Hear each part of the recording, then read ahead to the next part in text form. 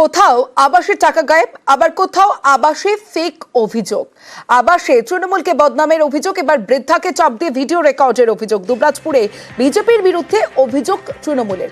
বিজেপির গ্রুপে পোস্ট করা ভিডিও নিয়ে শোরগোল। কি সেই পোস্ট করা ভিডিও? প্রথমে দেখাবো আপনাদের। পঞ্চায়েত সভাপতি আমাকে ডেকেছিল, বাড়ি পেয়েছিল, পয়সা দিতে হবে, তোমার কত দিতে হবে, কত 10,000 কাছে সবার কাছে লিখি, তোমার কাছে 5,000। আমি কি করে দিব? আমি ভিক্ষা করে খাই, তাও বেশি না মানবো না, 5,000 টাকা লাগবে। পঞ্চায়েত সভাপতি নাম কি? কাজল। বিজেপির গ্রুপে পোস্ট করা ভিডিও, সেই ভিডিও আপনারা দেখলেন, কিন্তু অভিযোগ করা হচ্ছে এটা ফেক অভিযোগ। কেন এই অভিযোগ করা হচ্ছে সরাসরি চলে যাব। সুপ্রতিম রয়েছে আমার সঙ্গে। সুপ্রতিম, আমরা তো ভিডিওটা দেখলাম, কিন্তু বিজেপির এই ভিডিও ফেক বলা হচ্ছে তৃণমূলের তরফে, কিন্তু কেন?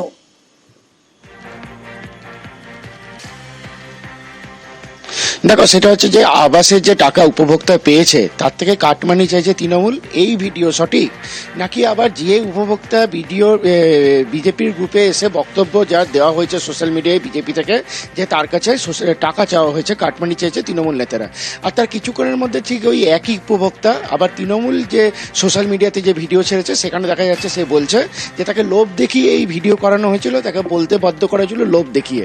অর্থাৎ কোনটা সঠিক সেটা নিয়ে কিন্তু তরজা শুরু হয়েছে তৃণমূল আর বিজেপির মধ্যে। তৃণমূলের তরফে বলা হয়েছে যে তাদেরকে বদনাম করার জন্য বিজেপির যারা সোশ্যাল মিডিয়ার যে কর্মীরা রয়েছে তারা এই ধরনের ভিডিও করেছেন। অর্থাৎ বিজেপির থেকে আবার দাবি করা হয়েছে যে এই অভিযোগ একদম সত্য, ওই যে উপভোক্তা তাকে ভয় দেখিয়ে এমনটা বলানো হয়েছে। আর সুপ্রতিম, সঙ্গে থাকো। যেমনটা তুমি বললে যে বিজেপির যে ভিডিও পোস্ট করা হয়েছে সেটা ফেক, এমনটাই অভিযোগ করা হয়েছে, এবং বৃদ্ধার নতুন ভিডিও পোস্ট করেছে তৃণমূল। কি সেই ভিডিও দেখবো। এলেনপুর অঞ্চল প্রেসিডেন্ট, উনি কি আপনার কাছে কোনো আবাস প্ল্যানের টাকা চেয়েছেন? না, টাকা চাইনি।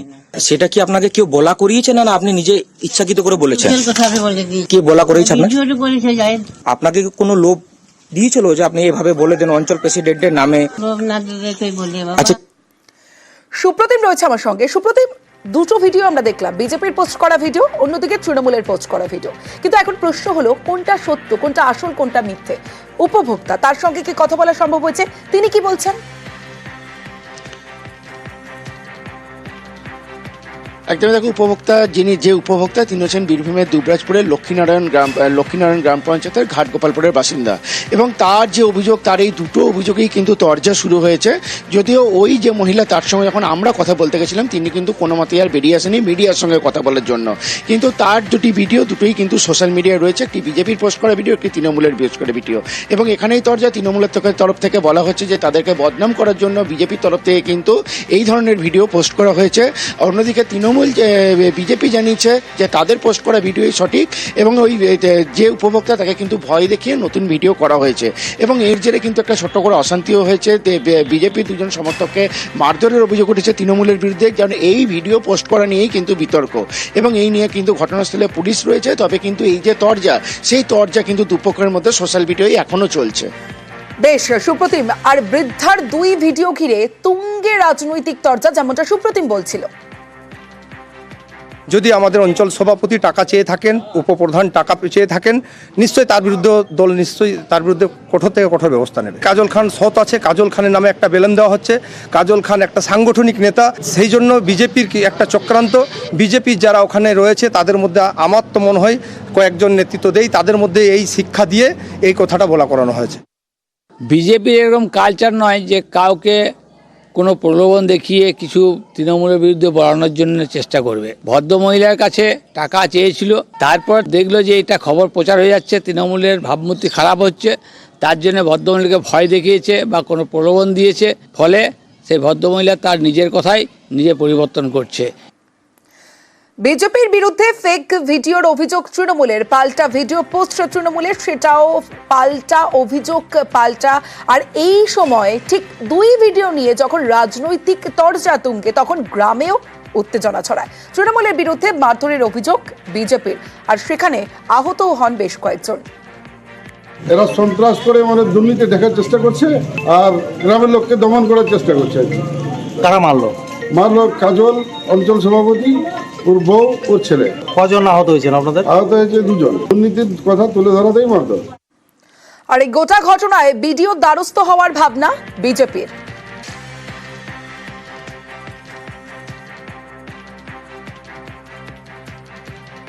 তৃণমূল নেতার বিজেপির তোলা সব অভিযোগ খারিজ তৃণমূল নেতা কাজল খানের। কে কি বলছে আমার কিন্তু এটা জানা নেই, আমি এই বিষয়ে কিছু জানিও না। যদি কোনো জায়গায় কিছু বলেছি সে প্রুফটা এনে আমাকে প্রমাণ করুক। প্রমাণ যদি হয়ে যায়, যদি কোনো প্রুফ করতে পারে, আমাকে যা শাস্তি দেবে আমি তাই মেনে নেব। আমার বাংলায় এবার অন্যান্য খবরের দিকেও নজর রাখতেই হবে, কারণ পুরো প্রধানের সই জাল করে বিল্ডিং প্ল্যান পাশ হয়ে গেল। আর 2 বছর ধরে কোটি কোটি টাকার দুর্নীতি। পুলিশের দাবি, দুর্নীতির নেপথ্যে পুরকর্মীদের চক্র। দিনহাটায় পুলিশের জলে আরও 2। এবার গ্রেফতার পুরসভার ইঞ্জিনিয়ার ও প্ল্যানার। পুরপ্রধানের সই জাল করে building plan pass, crore crore টাকা দুর্নীতি। কোচবিহারের দিনহাটায় চাঞ্চল্যকর অভিযোগ। সময় যত এগোচ্ছে বাড়ছে ধৃতের সংখ্যা, বেরিয়ে আসছে চাঞ্চল্যকর সব তথ্য।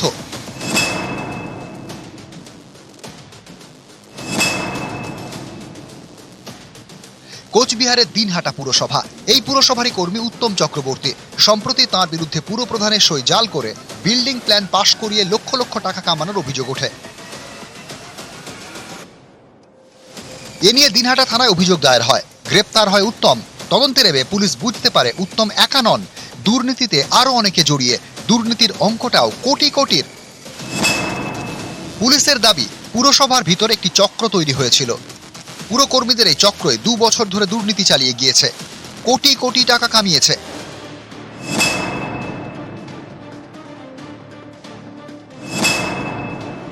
বছর 2 আগে দিনহাটা পুরসভার বোর্ড মিটিংয়ে একটি সিদ্ধান্ত নেওয়া হয়। ঠিক হয়, শহরে নতুন নতুন যেসব বিল্ডিং তৈরি হচ্ছে সেগুলির উপর নজরদারি চালানো হবে। বৈধ বিল্ডিং প্ল্যান আছে কিনা তা খতিয়ে দেখা হবে। এই সময় কয়েকজন পুরকর্মী এই নজরদারির কাজ শুরু করেন। তখন থেকে দুর্নীতি জাল বোনা শুরু বলে সন্দেহ পুলিশের। অভিযোগ, বৈধ বিল্ডিং প্ল্যান না থাকলেই ভয় দেখাতো পুরকর্মীদের চক্র। বড় জরিমানা থেকে কাজ বন্ধ করে দেওয়ার হুমকি দেওয়া হতো। ভয় দেখিয়ে অবিলম্বে নতুন প্ল্যান পাশ করাতে চাপ দিত এই চক্র। রাজি হলেই নতুন করে প্ল্যান তৈরি করা হতো। এরপর পুরপ্রধানের সই জাল করে পাশ করানো হতো বিল্ডিং প্ল্যান। প্ল্যানটি বৈধ দেখাতে দেওয়া হতো ভুয়ো রসিদ। এভাবেই পুরকর্মীদের এই চক্র কোটি কোটি টাকা পকেটে পুরেছে বলে জানতে পারছেন তদন্তকারীরা।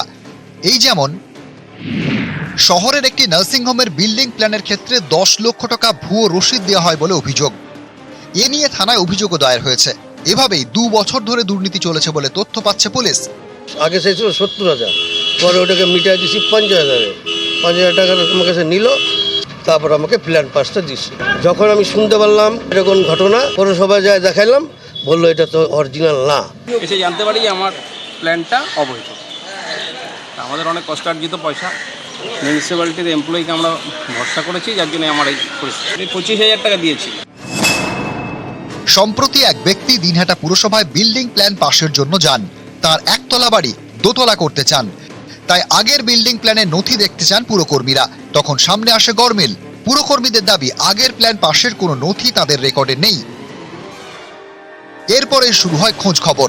তখনই সামনে আসে পুরকর্মী উত্তম চক্রবর্তীর নাম। তাকে গ্রেপ্তার করা হয়। পুরকর্মীকে গ্রেপ্তারের আগে বোর্ড মিটিংয়ে ইস্তফা দেন তৃণমূল পরিচালিত দিনহাটা পুরসভার চেয়ারম্যান গৌরীশঙ্কর মাহেশ্বরী। এরপর শনিবার গ্রেপ্তার করা হয় পুরসভার ইঞ্জিনিয়ার হরি বর্মন এবং প্ল্যানার অর্কপ্রভ দাসকে। বেরিয়ে আসতে থাকে চাঞ্চল্যকর সব তথ্য।